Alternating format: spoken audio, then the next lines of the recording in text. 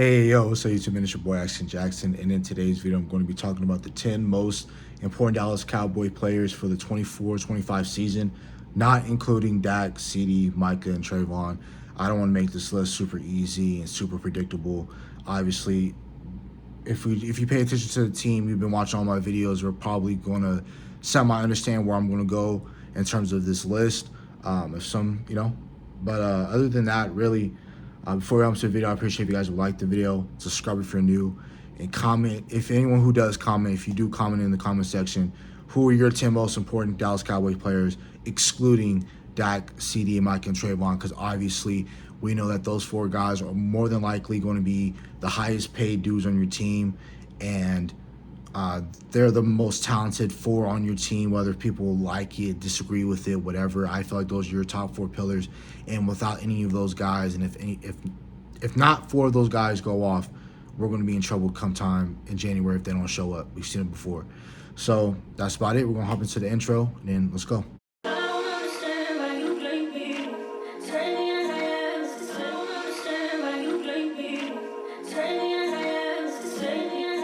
So again, to start out the list at number 10, I'm going to go Mazi Smith.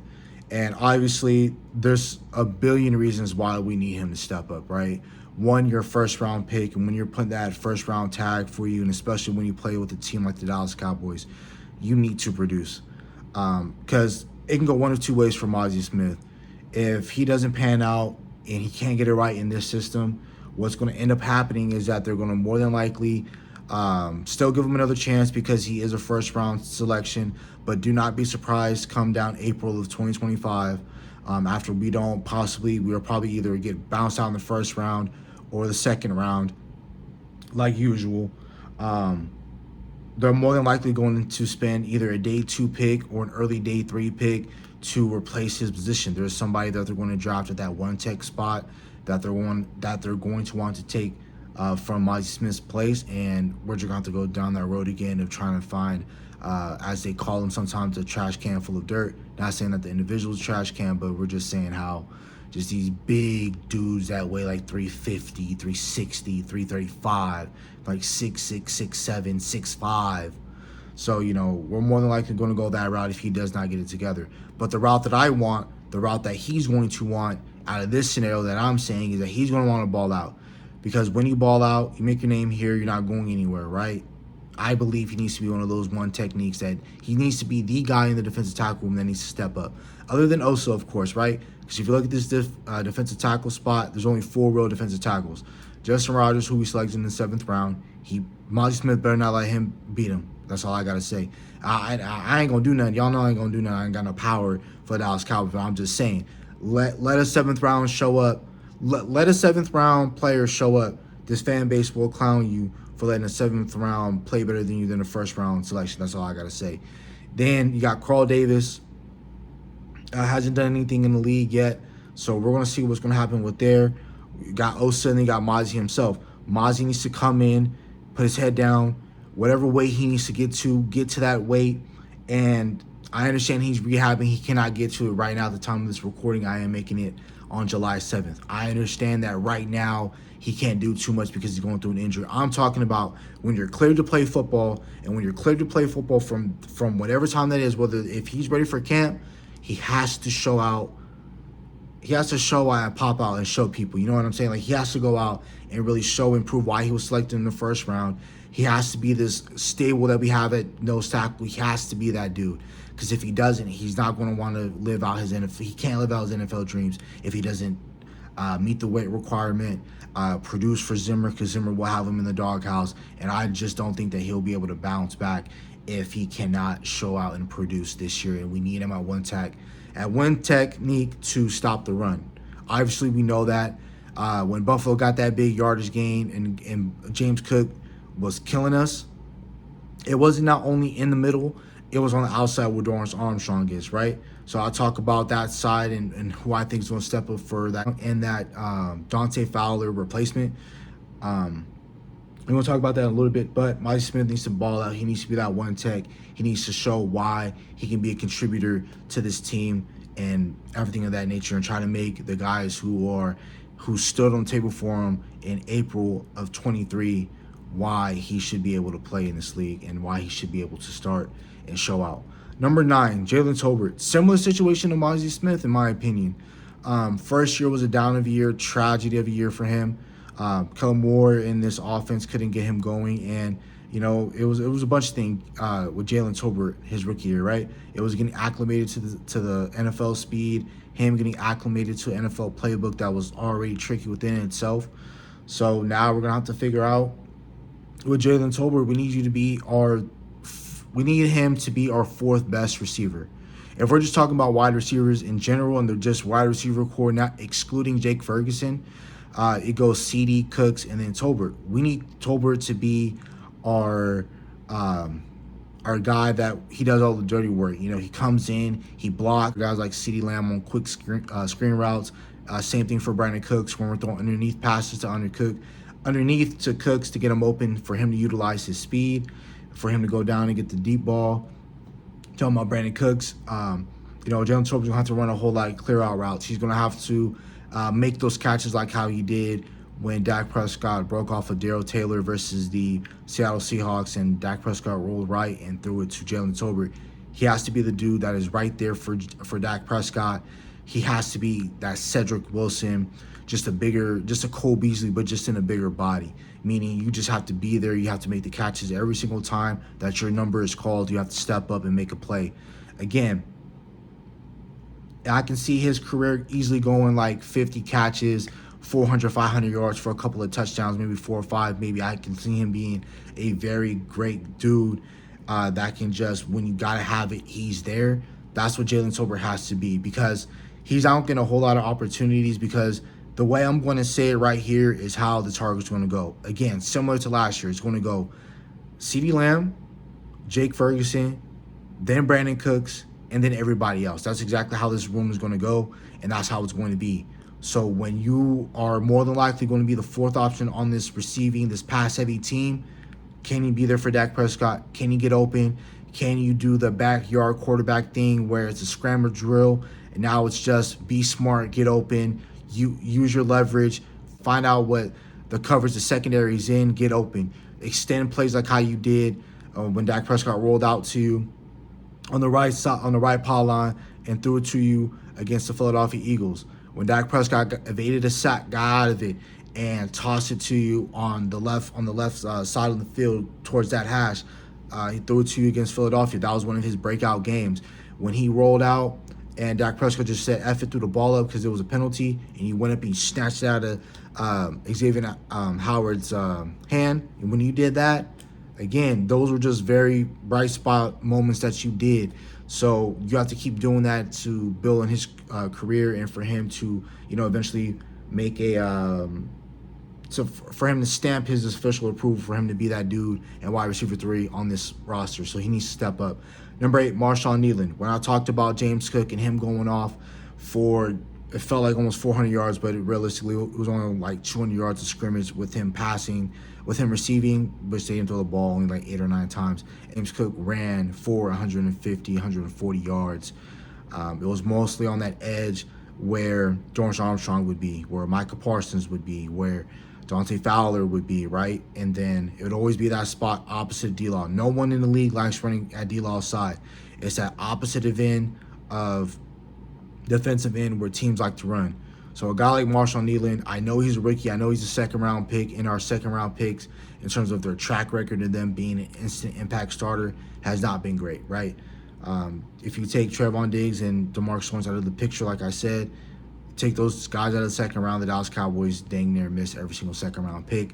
So Marshawn Kneeland needs to come in. He needs to be I don't need him to be pass rusher dude. I already got that with Micah Parsons. I understand that when Micah Parsons is able to have a 15, 16 sack season, Osa can get you 4 or 5. D-Law can get you 5 or 6.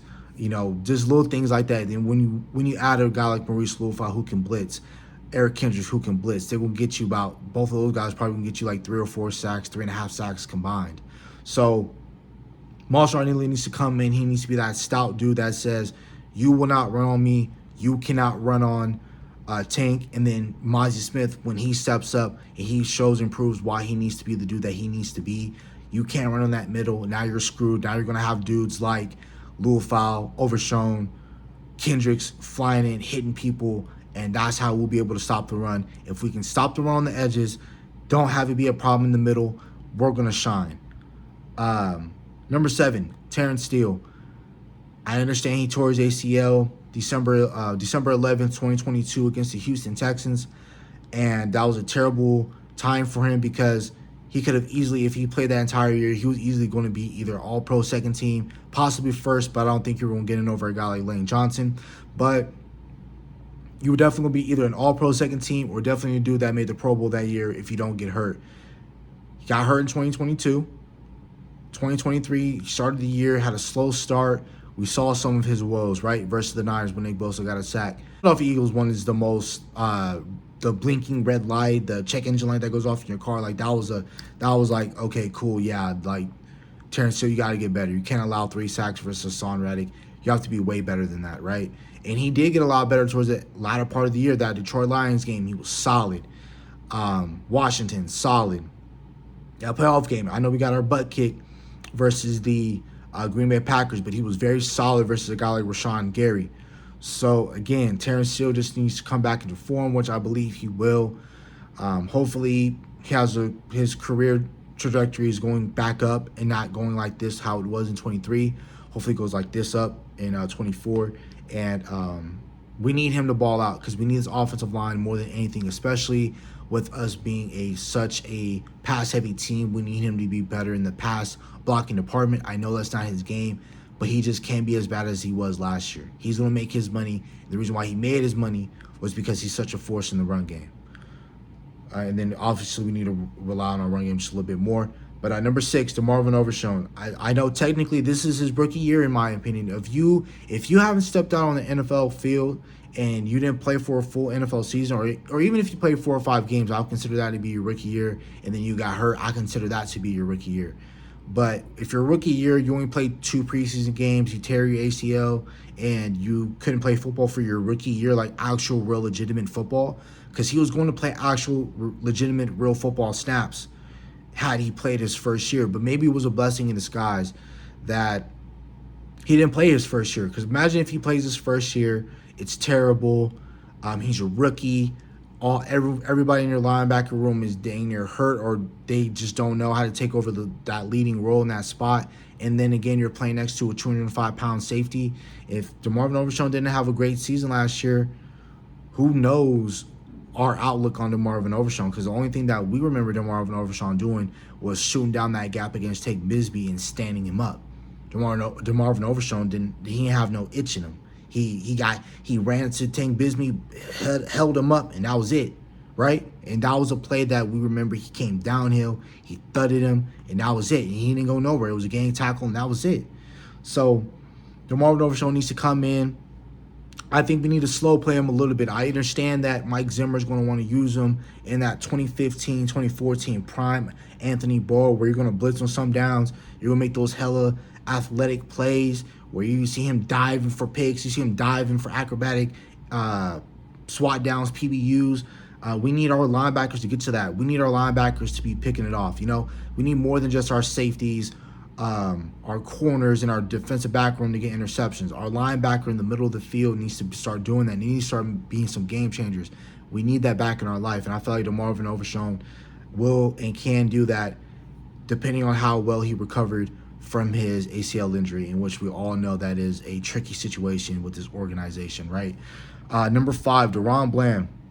Now you're asking me why does your second most talented defensive player, I feel like, either you're for sure your top 3 best defensive player, why does he need to step up? Because last year, basically, when he had to step up in that cornerback 1 role, you couldn't show it. You couldn't show it. He had a very tough time facing those big, strong dudes that Trayvon Diggs was able to handle. So like those Mike Evans. I know we didn't play him, but I'm just talking about those type of receivers. Mike Evans. I know he has more of a slender build to him, but he's 6'5" and physical as hell. He would have a tough time versus that. Anyone would, right? Yeah, consistent 1,000 dude. A.J. Brown, he had trouble versus him. But DK Metcalf, the athletic freak that he is, right? A 4'2" athlete that can jump he can jump over AT&T Stadium damn near. I know that's an exaggeration, but his hops are crazy. His athleticism is crazy. He can route run really well at his size, and he can catch the ball. He has a crazy catch radius. We know who DK Metcalf is, and that was a game where DaRon Bland had a very tricky situation. But I know up here, he has it up here, and I know he has it from the neck down, from the top up. He has it. He just needs to put it all together versus some of these more physical receivers, because guess what? We don't have Stephon Gilmore. He's not coming back. I believe Kalen Carson needs to step up as well. He can fit right here. Diggs, from what I'm hearing from Bardis through the Brian Bardis through Vosh Lombardi, when they're talking about it, just watch the recent podcast. They're talking about Trevon Diggs.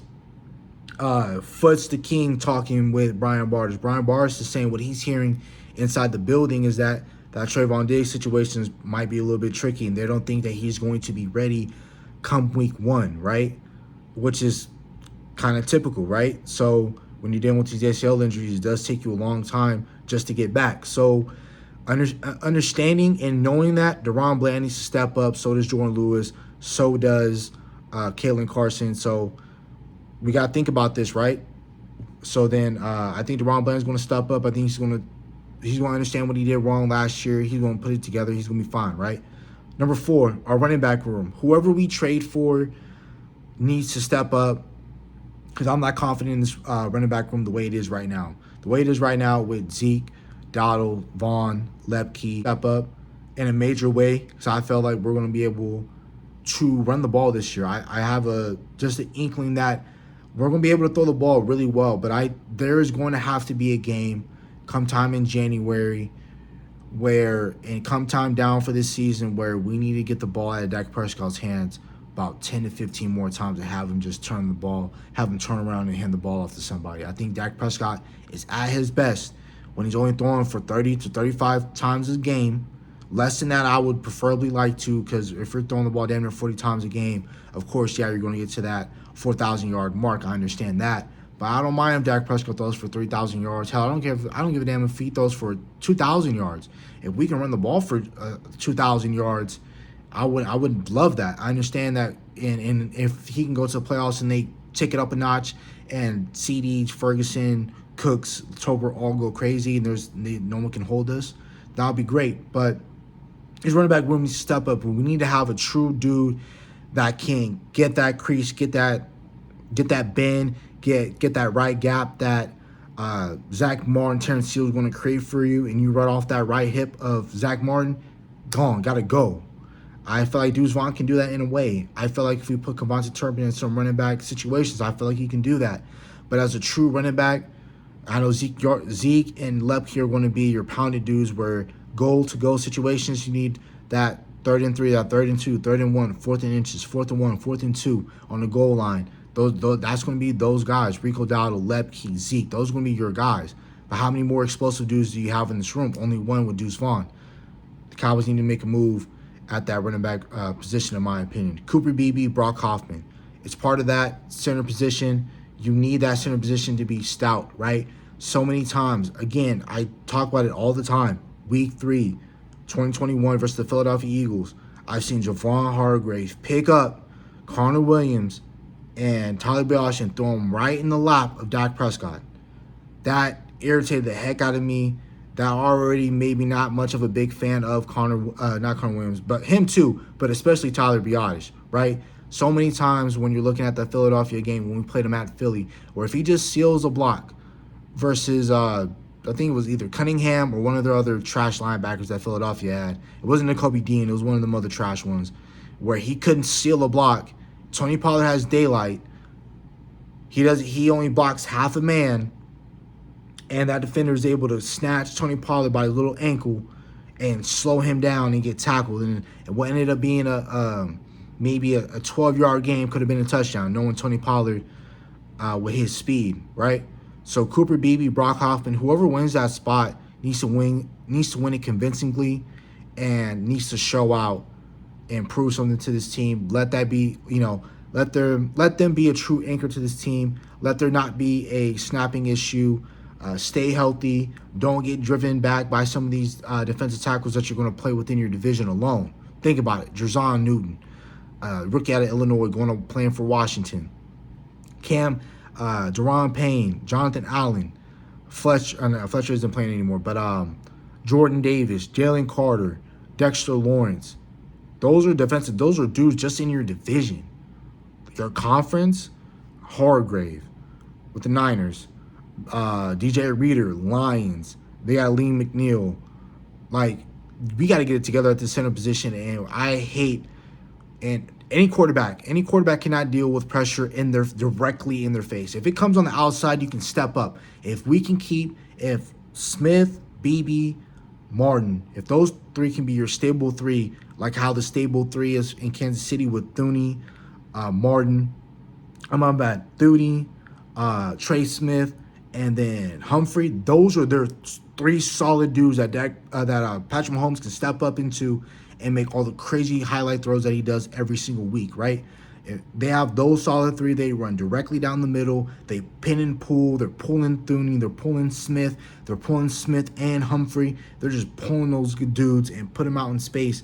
Like, if BB can be that along with Tyler Smith, that's going to be crazy. In our running back room and our running situation can be a lot better. And if they're also great in pass protection, meaning BB or Hoffman, whoever starts, and they're not getting driven back by anybody, chef's kiss. We need that.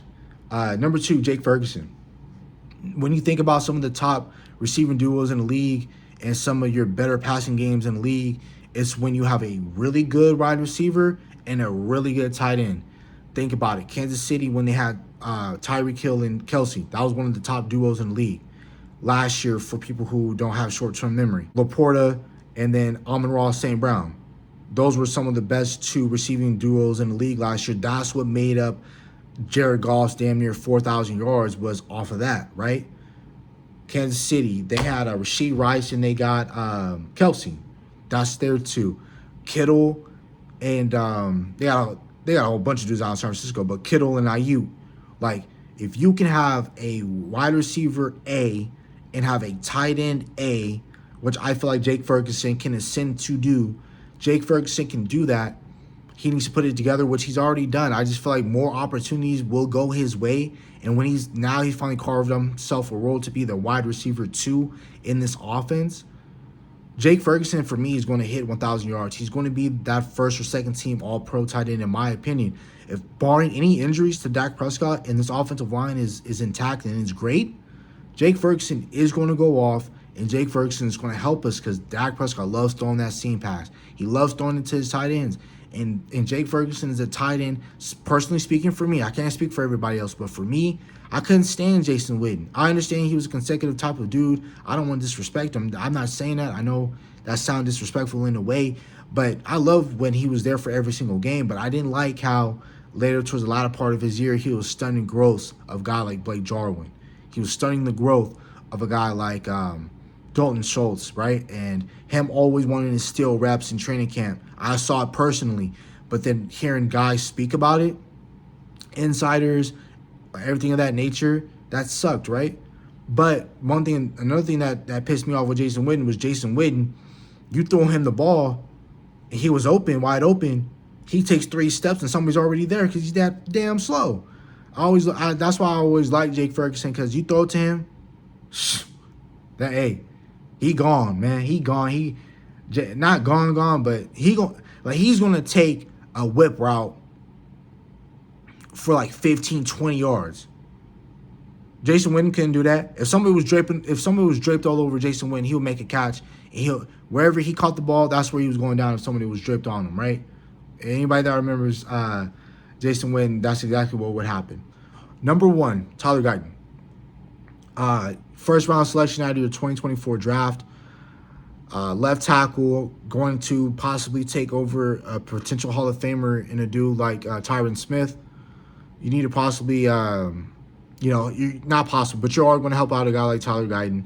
I know he's young. I know he's working over at O-Line Masterminds. Damn near your entire offensive line room is working with Duke Manyweather. So hopefully Duke does his offseason magic where, Tyler Smith has sloppy hands. All of a sudden, he comes in for the Dallas Cowboys. He no longer has sloppy hands. Terrence Steele was terrible at offensive tackle in 2020. He comes back in 2021. He carved himself out of the role, got himself a big contract. Zach Martin is already that dude. We're fine-tuned his technique, right? He also Duke Manyweather works out with so many other dudes like Lane Johnson, Zach Martin, Teron Armstead out of Miami, Evan Neal, Andrew Thomas. He works with so many other great and truly great offensive line guards and tackles alike. So Tyler Guy needs to be that dude. He has the athletic makeup. I can't keep harping on that enough. He already has the athletic makeup and everything else. Going to be the first time playing left tackle. He doesn't have a whole lot of experience playing football in general, right? So being damn near to play in the league with only like 20 career snaps of you just 20 games played and you're a first round selection. Tyler Guy needs to step out. He needs to show people what he has and what he has to offer into this league. I just think he will. And he has no choice. Tyler Guy has no choice but to come out and show as to why he was selected in the first round, why he needs to prove a lot of doubters wrong, as to a lot of people are saying that he can't start and he's not that good. He needs to show people. And I think that he will, working with Duke Manyweather, barring no injuries. He stays healthy. He's a sponge under Tyler Smith, Zach Martin, Terrence Steele, some of these other veterans in his group. I think that Tyler Guyton needs to put it together. I think he will have confidence in Tyler Guyton because I have no other choice, right? I have no other choice when I signing a David Bakhtiari. We don't have Tyron Smith no more. I would love to have those guys just for veteran presence, not for them to start, but for them to have veteran presence.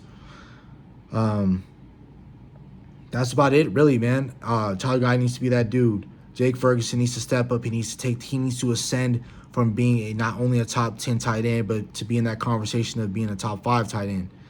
Cooper Beebe or Brock Hoffman, one of them needs to win that job convincingly. It doesn't matter, in my opinion. I think if Brock Hoffman comes out and he proves that he's a really great center for us, and I'm talking about moving guys at an A-gap, he's being a people mover, he's dirting people to the ground. He's not doing a half a man on top of blocks. He's literally steamrolling people over. And then if Cooper Beebe doesn't start, but Cooper Beebe comes in to fill in that Zach Martin spot, I think that would be lovely. Running back room. We need to find who our true running back is going to be. I'm not too confident in this running back by committee in terms of it would be cool if we had a Kyron Williams out of like the Los Angeles Rams with a guy like Zeke, Rico Dowdle, Hunter Lepke. I would love my room a lot better than that. Like a Trey Benson or Marshawn Lloyd, and then I just said everybody else's name, Dowdle, Zeke, and Deuce Vaughn. I think we'll be fine, and Lepke will be fine. DaRon Bland needs to step out. He needs to pop out. He needs to show that he can be that true cornerback 2 in this league. And on a bad night, if his cornerback 1, if his Batman is down, he can step up and be the best Robin that there can possibly be. No slander at all.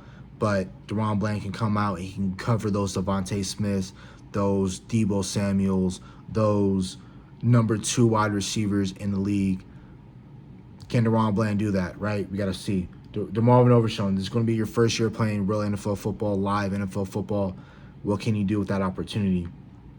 Will you come out? Will you be that 6'4" athlete that we know that you can be? Can you add to what you not only did in preseason, what you wowed everybody in doing when you blew up Tank Bigsby, but can you add more to that to your game? Can you be an outstanding dude in coverage?